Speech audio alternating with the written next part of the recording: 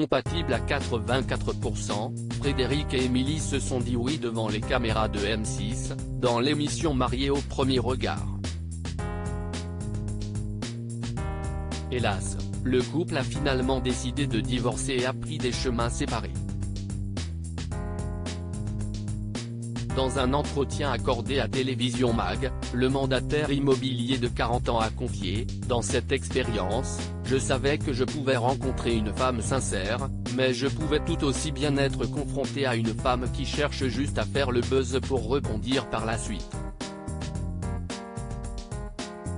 Donc j'étais méfiant et observateur. » Déçu, il a expliqué, lorsque je lui ai fait ma blague, elle a retourné ses doutes contre moi en se demandant si je faisais cette plaisanterie pour le buzz. Ça m'a bloqué. Quand elle a compris que je n'acceptais pas sa remarque, elle s'est énervée et a voulu tout arrêter. J'ai pris mes chaussures et je suis parti faire un tour pendant 1h30. Au cours de cet entretien, Frédéric a estimé qu'Émilie lui avait ouvertement manqué de respect et que cela avait brisé quelque chose en lui.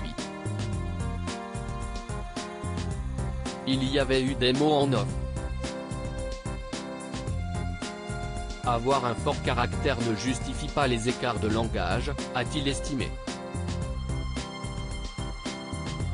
En colère, le mandataire immobilier a lâché, en faisant écouter les notes vocales de mes échanges à Émilie, elle a commencé à me dire que je faisais l'agneau, que je n'étais pas un homme et que je n'avais pas de couilles parce qu'elle trouvait que j'avais manqué de fermeté avec la production. Parce qu'elle, dans la journée, avait également contacté les équipes de tournage pour demander la même chose mais avec davantage d'agressivité. Frédéric, c'était inacceptable d'entendre ça. Évoquant le point de non-retour, le jeune homme fraîchement divorcé a expliqué, ce sont d'abord ces éclats de colère répétés qui sont de véritables feux d'artifice. Ensuite, elle m'a répété à plusieurs reprises que Lina n'était pas ma fille et que je n'avais donc rien à lui dire. C'était tout le contraire de ce qu'elle me disait à Prague et c'était inacceptable d'entendre ça. Enfin, elle a eu sa mère au téléphone et lui a dit devant moi que je n'étais pas un homme, que je n'avais pas de couilles, que j'étais un manipulateur, que je faisais l'agneau avec la production. La famille d'Émilie est exceptionnelle, je les ai tous adorés, ce sont des gens en or.